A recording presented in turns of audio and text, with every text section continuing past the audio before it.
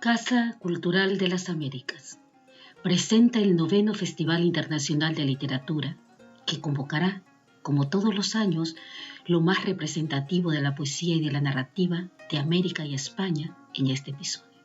Muy buenas tardes, buenas noches, buenos días, de acuerdo al uso horario en el que estén y en el que estamos. Hoy para mí es un privilegio, un honor, un gusto, un placer estar con nada más y nada menos que dos de los más grandes poetas de habla hispana. Uno de Suramérica, la otra de Norteamérica. Hablamos de nada más y nada menos que del maestro Raúl Zurita y la maestra Janet Clarion. Pertenezco a Casa Cultural de las Américas. Estamos implementando esta nueva metodología debido a la emergencia sanitaria que vivimos a nivel mundial, pero no dejamos de estar, no dejamos de trabajar y sobre todo no vamos a dejarlos de que sigan sintiendo lo que Casa Cultural de las Américas y el Festival Internacional de Literatura en Houston propone. Maestra Clarion, Raúl, muy buenas tardes. Janet. La Eli. Encantada, Servando. Encantada, Janet. Janet Clarion de México, traductora, editora, poeta, narradora. Y además tengo el honor, el placer de decir amiga. Raúl Zurita, creo que al igual que Janet no necesita presentación. Decir Raúl, decir Zurita es de alguna manera decirlo todo. Militante de la palabra, militante del espíritu, sobre todo militante de lo que nosotros queremos promover aquí, difundir lo mejor del arte y la cultura de nuestros pueblos en Estados Unidos. Janet, por favor. Gracias, Eli. Gracias, Raúl Zurita. Yo creo que todos durante la pandemia nos hemos tenido que necesariamente hacer la pregunta sobre la muerte. Hay quienes hemos padecido el COVID, hay quienes no, pero de todas maneras hemos visto mucho dolor en el mundo, como no habíamos visto, al menos nosotros aquí en nuestro país, en este siglo y el pasado. Sin embargo, hay otros países que han visto dolor y lo han vivido. De esto ha surgido, me parece, la necesidad de preguntarnos sobre el dolor ajeno, porque cuando en dolor uno siente que su dolor es el más grande. Conozco a Raúl Zurita y lo empecé a leer en 1985 y lo leí como un gran poeta, pero ahora, después de todos estos años, lo vi en Guadalajara, estuvo aquí en Monterrey, en el Foro Universal de las Culturas, leyó en el Museo Marco, lo he estado escuchando, pero algo me ha pasado en estos últimos meses, este último año, diría yo, en que lo he vuelto a leer y me percato de que Zurita escribe desde lo más hondo del dolor humano porque lo vivió. Y responde a la pregunta que todos nos hacemos y desde que Pessoa habló del fingidor, del gran fingidor. ¿Puedes hablar del dolor sin haberlo vivido? Cuando uno lee a un poeta de la altura de Raúl Zurita, no tiene uno más que bajar la cabeza, poner el libro sobre el regazo y pensar sobre dónde estoy yo, que para eso sirve la alta literatura, para obligarnos, exigirnos a leernos a nosotros mismos y ver qué tanto hemos sido capaces de profundizar en nuestro dolor y en el dolor de los otros. Zurita gran lector de Dante, que se vive, que se filtra, como puedo escuchar la música de Neruda en sus poemas y de otros altos poetas. Es muy único porque la vida que a él le tocó vivir y que eligió vivir y que eligió pronunciarse por estar con su dolor y con el dolor de los otros y asumir esas pérdidas y escribirlas, nos da una lección de lo que verdaderamente es la poesía.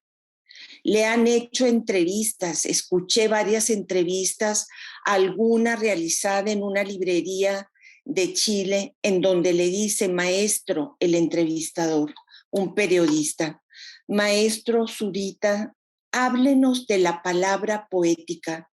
Y Raúl contesta, puede sonar como un poco cursi, pero también hablar de la poesía es tan grande.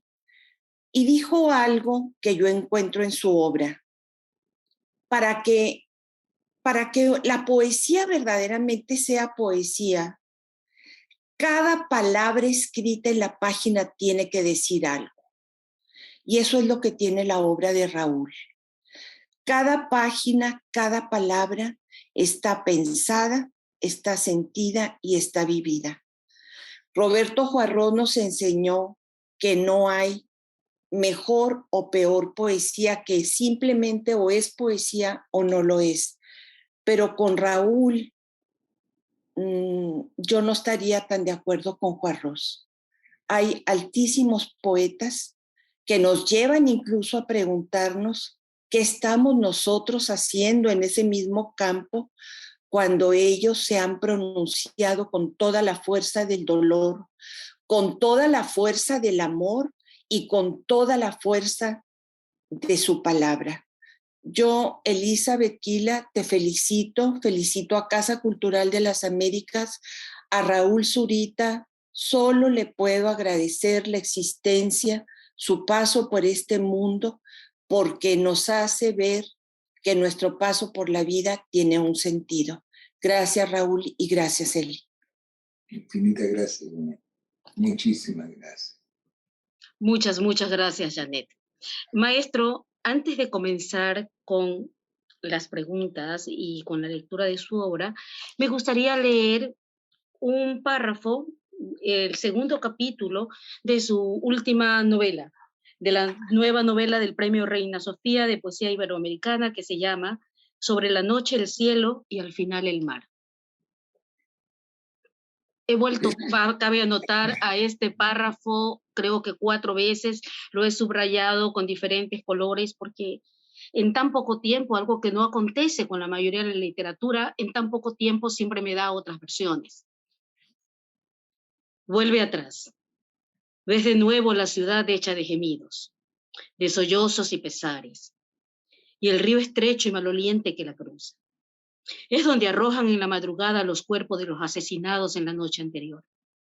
Te dices que en esa ciudad has estado casi siempre y te das cuenta de que los recuerdos se te han ido haciendo cada vez más borrosos y tenues, como esas extrañas caras que queremos retener, pero que se nos olvidan al despertar. Con esto quiero comenzar con una pregunta que usted ya ha respondido a otros entrevistadores, pero que en esta ocasión más que nunca yo necesito una respuesta que puede ser inclusive personal hacia mí. Quiero preguntarle sobre las zonas mudas del horror y del amor. Muchas gracias. Bueno, antes quiero agradecerle a Janet Lozano su generosidad, una amiga de siempre, a quien admiro y quiero tanto, inolvidable en mi vida, y una gran poeta que ha hecho una labor cultural enorme con sus traducciones, con su editorial. Gracias, Janet. De verdad me honra profundamente lo que me has dicho. vayan esas mismas palabras para ti también. Bien.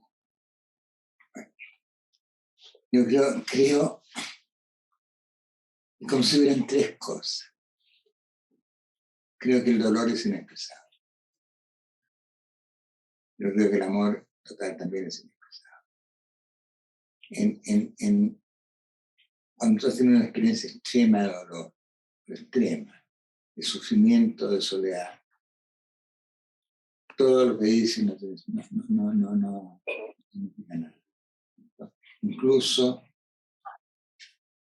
todos tus gemidos, tus llantos, son como esos hoyos negros del lenguaje por donde se arrancan todos los significados. Desde el momento que tú dices yo sufro, ya de una u otra forma te has protestelado las palabras, te el lenguaje, y has iniciado lo que se podría llamar la cura. Pero por otra parte, simétricamente, ¿sí? Ese amor que te desborda, que se te sale como el mar por los ojos, donde todas las palabras, donde el amor no cabe, la palabra amor queda muy corta frente al amor, ¿no? Donde todas las palabras que empleamos, te quiero, te adoro, sexo, lo que quieras llamarlo, ¿sí? Eso es incomparable frente a lo que tú estás sintiendo. Ese encuentro donde viene una persona por acá, otra persona por acá, de repente sucede algo entre ellos que deja de ser A y deja de ser B, para ser una sola cosa. Eso está al otro lado de las palabras también. Eso es inexplicable. Y desponerse a explicar solamente nos devolvería a un estado de comunicación lamentable en que llevamos 30 años intercambiando gruñidos, sonidos, te fijas, palabras, en la historia del lenguaje, que es también la historia del malentendido. Entonces, a ese lugar, a ese umbral de lo horrible, en que tú no puedes hablar, ¿no? En que lo único que puede hacer uno frente a una persona que si la ve en esa situación es abrazarla para que no se suicide, contenerla. A eso lo llamaría el infierno a toda poesía. Por el contrario, a ese amor que se te sale, que te quedas pegado a los ojos, que te arrasa. Eso lo llamaría el paraíso a toda poesía. Entre medio somos seres humanos, entre medio nos tocó el purgatorio de las palabras, que vamos transitando. No intentamos hacer lo que podamos hacer, no intentamos ser buenos y así no nos resulta, donde queremos ser malos y nos resulta. En fin, en la vida, el lenguaje, la vida por las palabras, el nuestro tránsito por el purgatorio. Y esa zona muda de la que usted habla, maestro, también podría ser una zona sorda. Muda, sorda y ciega. El que sufre está expulsado del mundo, se expulsa del mundo. El que sufre no participa del mundo. Desde el momento que habla, que expresa algo, ya decidió participar. Pero mientras sufre, no es que diga sufre, porque si dice sufre, no es mucho más que sufre, es mucho más que las palabras. Por lo tanto, esas palabras son su propia mudez, su propia sordera, todo. Y la oclusión general es el invierno del alma, es el espanto, la noche oscura del alma, donde tú no puedes ver nada, ni quieres escuchar nada, ni quieres saber nada. De alguien escuché, quizás fue de mí misma, que había nacido y crecido en un país pacífico y por ende no podía entender lo que experimentan ciudadanos de países en conflicto, en guerra. Pero hago una pregunta, o quizás es mía, quizás es de otros. ¿Qué podemos decir de esas guerras, de esos conflictos de países, entre comillas, pacíficos, de esas guerras, esos conflictos que vivimos en nuestras familias, en nuestro interior, que pueden ser tan dolorosos y tan despellejadores como la más cruenta de las guerras, maestro? Yo creo que no existen palabras para nombrar el horror absoluto. Carecemos de imagen, de concepto, para decir qué recuerdos, qué esperanzas, qué palabras se le vienen a uno en mente en ese extremo monstruoso en que está siendo matado por otro. No, es imposible. ¿Qué palabras, cómo puede representar eso? Y sin embargo, paradojalmente, porque no tenemos esas palabras, hay que gritarlas con más fuerza. hay que romperse la palabra editando palabras que no existen. Porque era tan simple. ¿Sí? Siempre todos los seres humanos, sobre todo en las grandes lecciones de la poesía, tienen una opción. El verdugo, el torturador, el asesino, tuvo la oportunidad de ser un ángel. Yo he sido ser un verdugo, un torturador, un asesino. Entonces, ¿cómo la poesía importa? Esas palabras que no tenemos importan, porque es lo que hace que abraces a una persona a la que un segundo antes ibas a matar. Entonces se juega la muerte colectiva. No son muertes que se suman, ¿cierto? Son infinidad de muertes individuales. ¿Ah? Y para cada uno de ellos el fin del mundo no es algo que lo espere en el fin de los tiempos. El fin del mundo es eso, exactamente. Entonces, yo creo que lo triste de todo esto, lo más triste, es que somos una humanidad. Y si somos una humanidad, deberíamos ser, todos juntos los habríamos salvado. Todos juntos, la humanidad entera habría impedido que García Lorca lo matara. La humanidad entera habría impedido que a Paul Rubio lo matara. La humanidad entera habría impedido que a Víctor Jara lo matara. Es lo más triste, saber que todos juntos los hubiésemos salvado, pero no lo salvamos. Entonces, eso tenemos que plantear un límite humano tan arrasador que lo único que podemos esperar, casi como un sueño, es que algún día,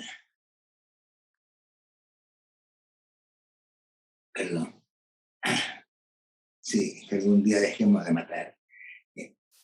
Pero debemos acordarnos de todo, debemos recordarlo todo. Debemos recordarlo para que un día ya no tengamos la obligación de recordar, porque se agarran las muertes. Entre tanto, este mundo es un infierno. Maestro, vuelvo a agradecer la generosidad de la maestra Clarion por estar aquí con nosotros, siempre tan amiga y tan generosa. Agradecerle a usted también a nombre de Casa Cultural de las Américas por ser parte de este proyecto. De este proyecto que nos llena de mucha alegría dentro de todo el horror y el dolor del que estamos hablando en este país, para los que estamos lejos. Usted sería tan gentil, maestro, antes de continuar con la entrevista, porque realmente creo que Janet estaría de acuerdo conmigo y todos los que van a oírnos dentro de poco, de leernos parte de su obra. Por favor, maestro, gracias. Fueron las cordilleras en el cielo, las piedras de los torrentes golpeando. Fueron los helados inviernos, la escarcha, los ríos que se lanzaban mordiéndonos. Fue el desamor, fue que nunca nos amamos, fue el caudal de todos estos años, destruyéndonos entre sus brazos. Recuerdan los ahogados del Maui, suspendidos sobre las cumbres de los Andes. Es que mordimos las cumbres los pesos muertos, nos recuerdan entonces los ríos.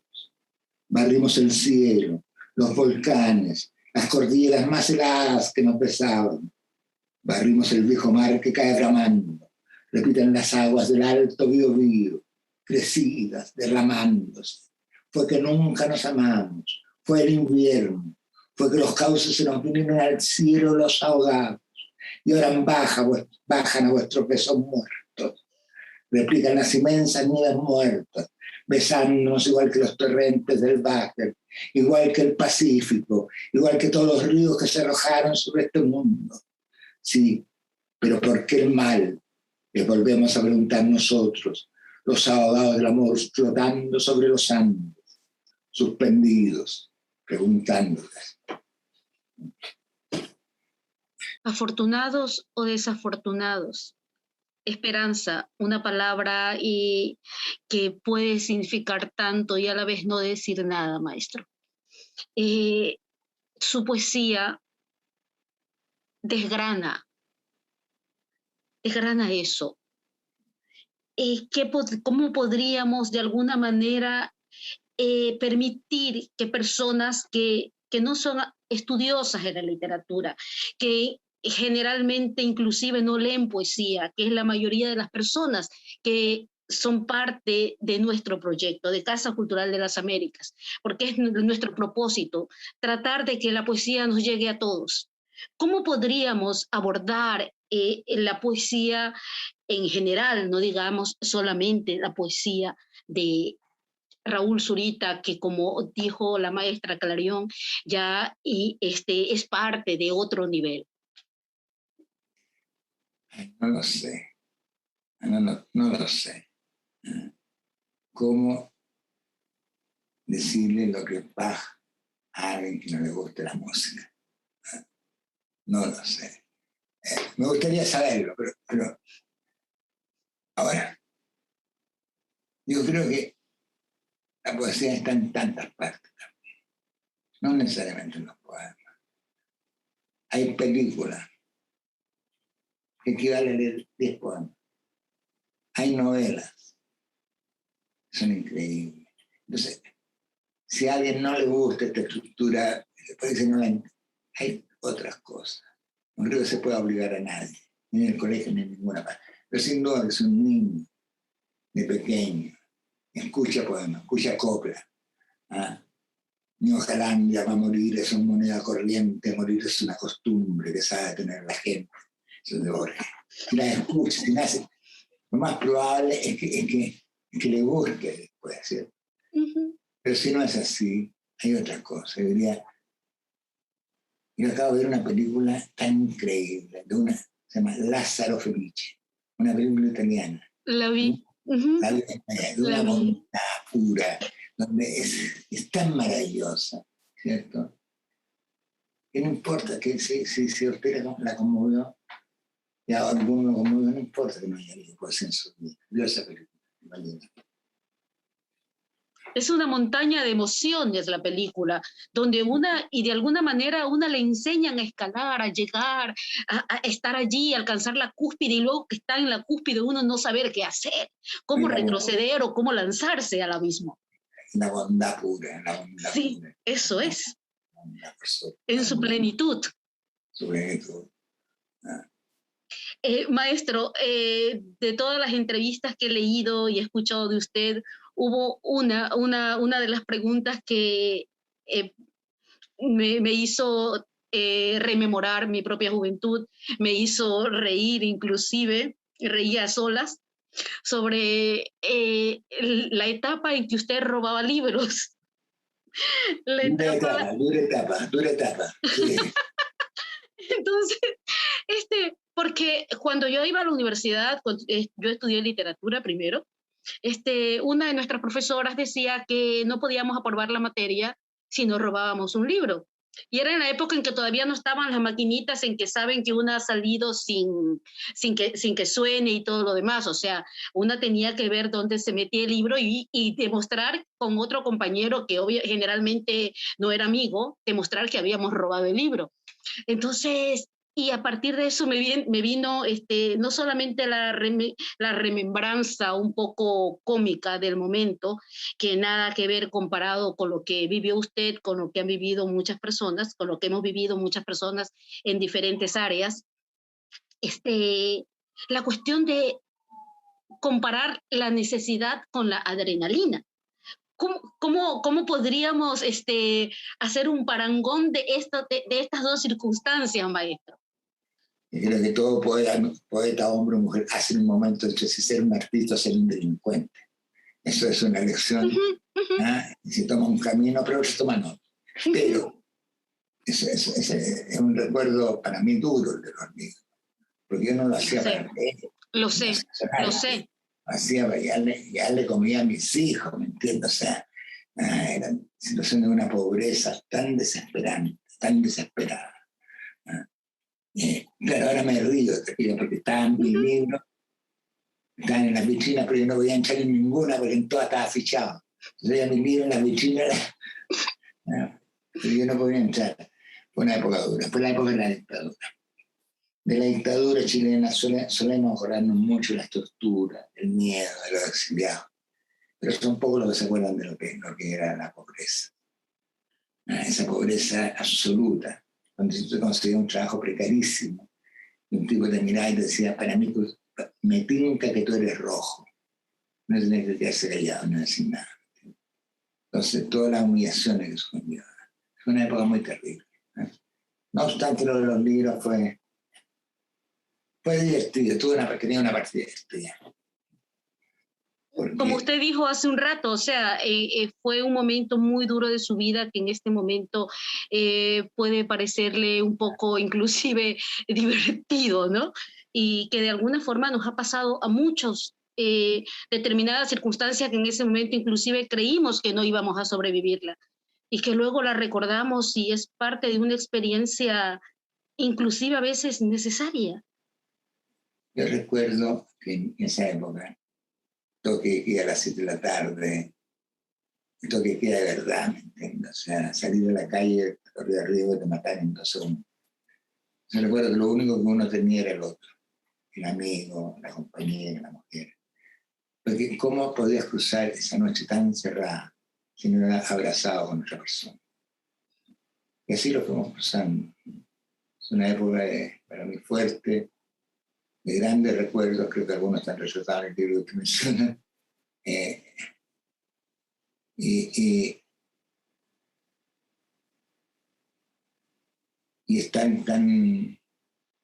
ha pasado eso tantos años. Pero Chile tuvo una cosa curiosa, era como si hubiera sido ayer, ¿no? Y cuando han pasado 50 años. Antes de que, quiero hacer una última pregunta donde me gustaría que participara Janet. Antes de que usted vuelva, por favor, a leernos algún poema suyo. Hay una parte que me dejó pensando, me va a dejar pensando por mucho tiempo, en que para ser poeta tienes que ser capaz de asesinar a alguien, pero si lo haces eres un asesino. Janet, ¿nos dirías algo de eso como poeta antes de que el maestro nos refiera a lo que él trató de decirnos? Que a veces la ira es tan grande como el dolor y que el deseo está en la mente.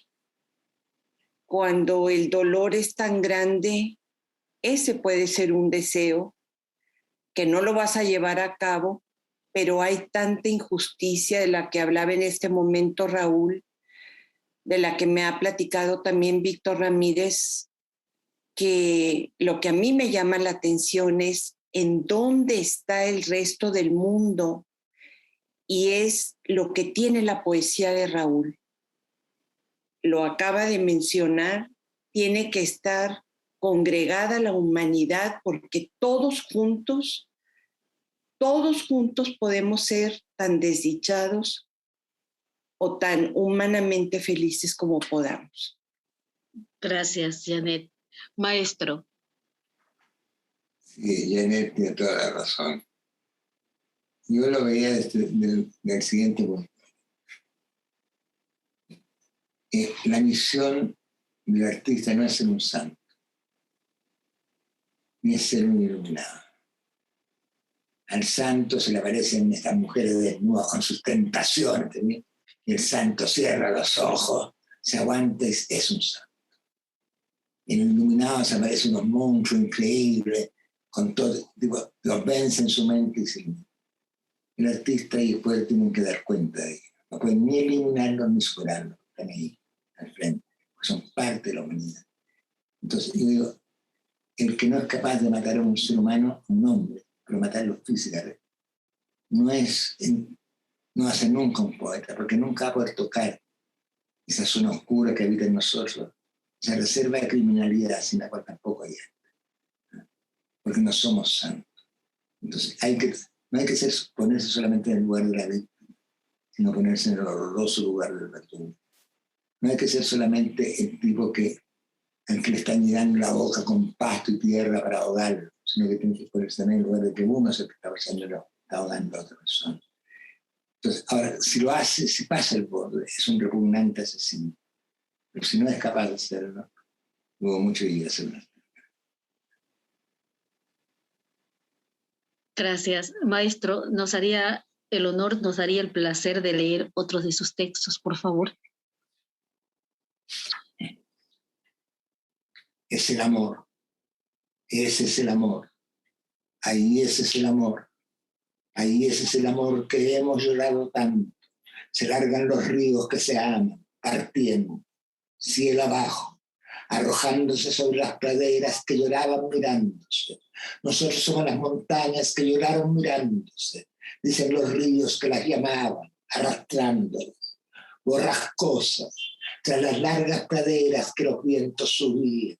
¿Quiénes no subieron el dolor de esas montañas? Se van diciendo las inmensas praderas del cielo. Somos todos los pastos de este mundo. Les contestan largándose los ríos que se aman, abiertos, tirados, rompiéndose.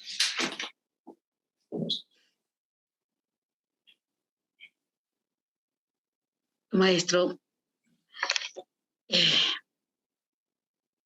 hoy es un día bastante emocional para mí compartir esto con usted.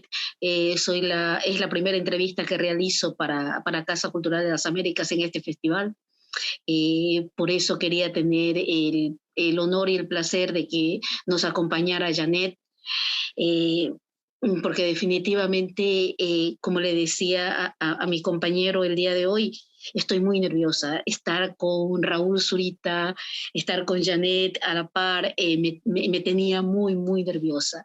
Esa emoción se ha convertido en otra cosa, se ha convertido en agradecimiento, se ha convertido en parte de un crecer, en parte de una pequeña médula que desde hoy definitivamente va a terminar de alimentar a Casa Cultural. Como usted sabe, Casa Cultural está en Estados Unidos de Norteamérica, en Houston. Hace un rato hablábamos precisamente con un poeta respecto a la cuestión del imperialismo, el antiimperialismo y todo esto. Entonces yo trato en la medida de lo posible mantenerme al margen, porque si no, no podría realizar la labor que realizo como fundadora y como dirigente de la casa, que es promover y difundir lo mejor del arte y la cultura y traerla a Estados Unidos.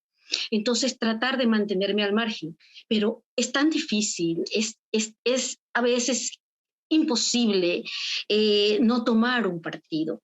Maestro, usted no solo como poeta, no solo como narrador, no solo como artista, como persona, merece, aplaudimos definitivamente esa postura que ha mantenido por todos estos años.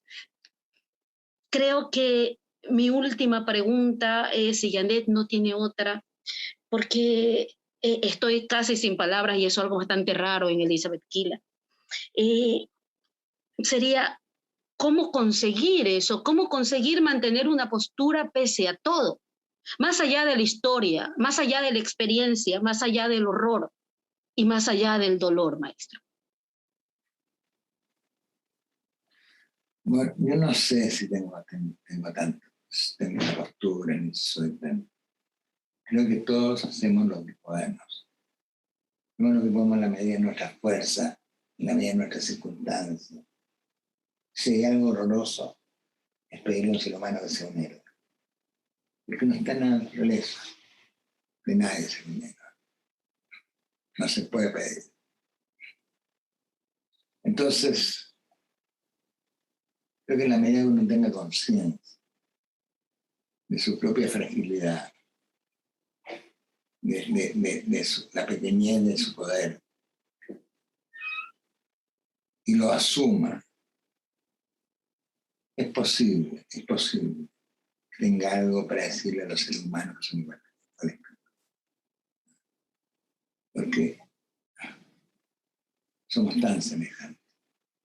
Todos los seres humanos somos iguales en nuestra necesidad de amor, en nuestro miedo, en nuestro terror, el temor a la muerte.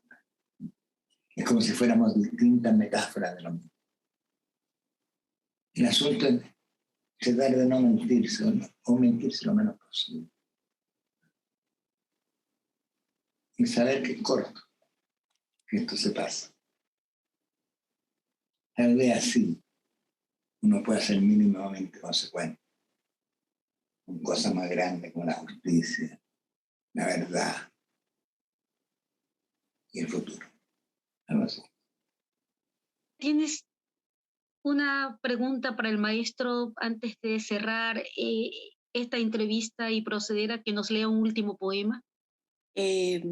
Yo quisiera solamente decir, Eli, que el cielo de Nueva York se cubrió de la poesía de Raúl Zurita, que en el New York Times muchas veces las recomendaciones están en la voz de Raúl Zurita, que la gente que no tiene la capacidad de ver que en donde hay un imperio hay altas voces alzándose con toda la fuerza del dolor porque viven precisamente en un imperio, es que no pueden ver, y eso es una visión un tanto trasnochada de los 60s y de los 70s, cuando por qué con Estados Unidos y a poco puede haber un poeta o una poeta norteamericana que sea una verdadera poeta.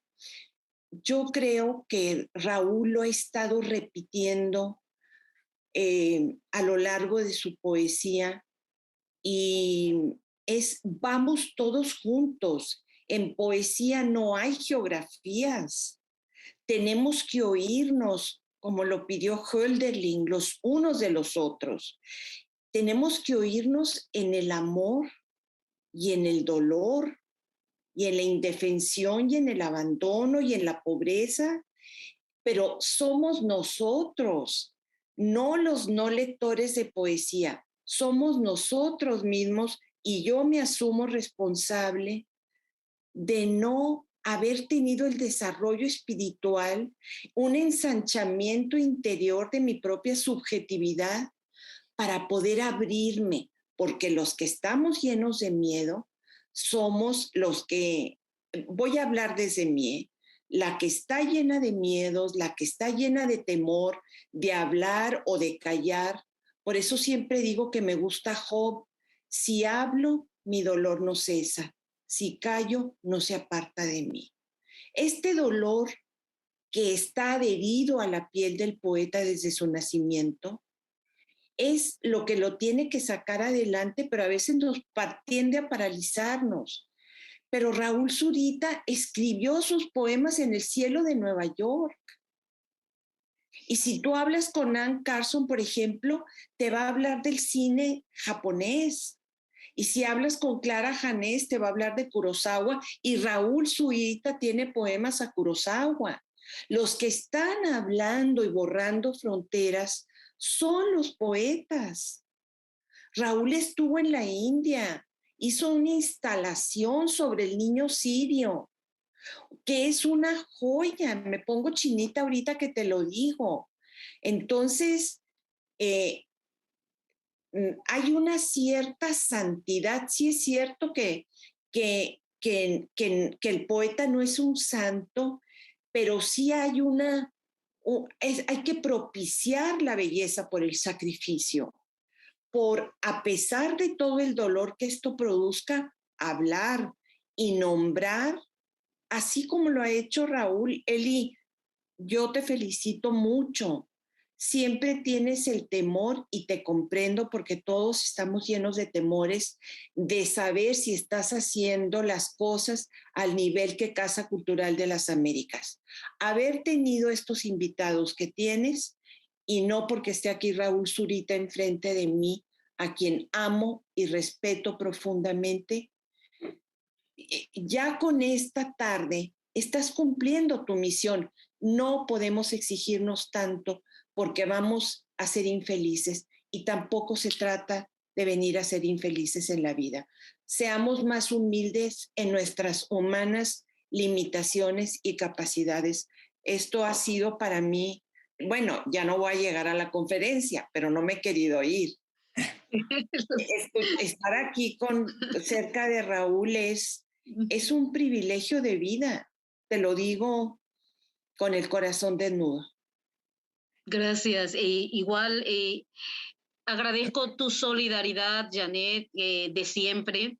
Y desde hoy, a partir de hoy, y como dijo Janet, voy a hablar también a partir de Elizabeth Kila, más allá de sentirme culpable, lo cual nunca me he sentido, de estar en este país, me siento bendecida, porque gracias a eso es que puedo ayudar a exportar las voces de nuestros pueblos. Como dijo Janet, he tenido el placer, el honor y la suerte de tener voces como Zurita, Gamoneda, Vitale, entre tantos grandes en este festival. Y con eso, gracias a eso, mi razón de existir en esa etapa se ha visto cumplida.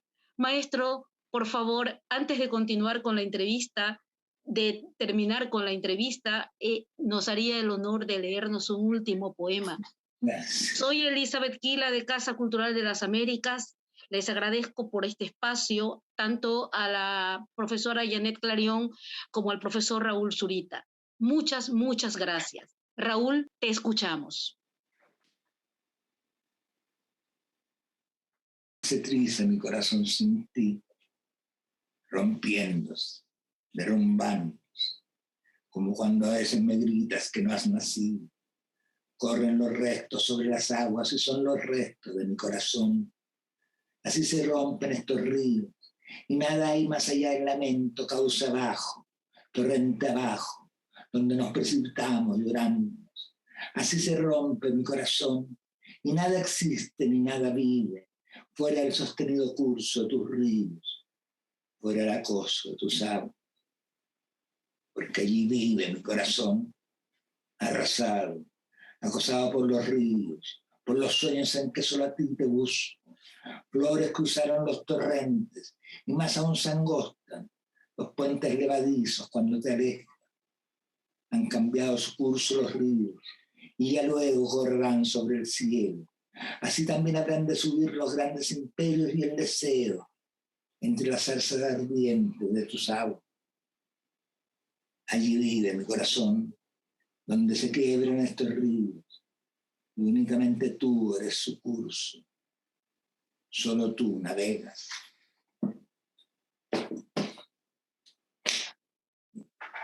Gracias. Sigamos navegando entonces.